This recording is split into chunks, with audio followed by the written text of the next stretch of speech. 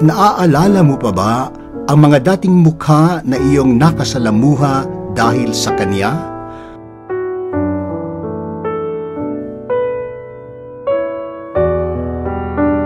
Ang mga pagsasamang nabuo at dinatinag, meron din namang nilamon na ng alon sa tagal ng panahon.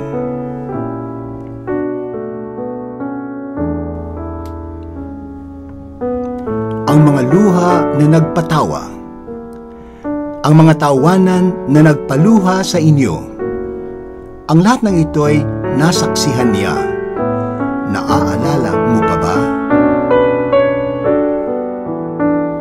It's a big challenge for me. I said that why don't I enter Adamson rather than a state university at the time. So that was the motivation that I have in Adamson.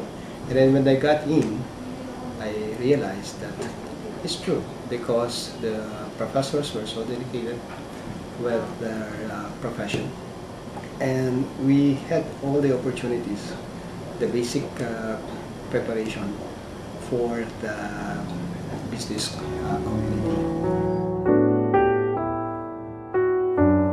Actually, ang tambayan namin dito sa yung restaurant sa actually pagka dadating ng 6 o'clock tapos na kami sa klase, magiinom lang kami tigi-tigi isang beer at saka yung hotdog na mayroong sibuyas na kasama ng sibuyas at saka ketchup.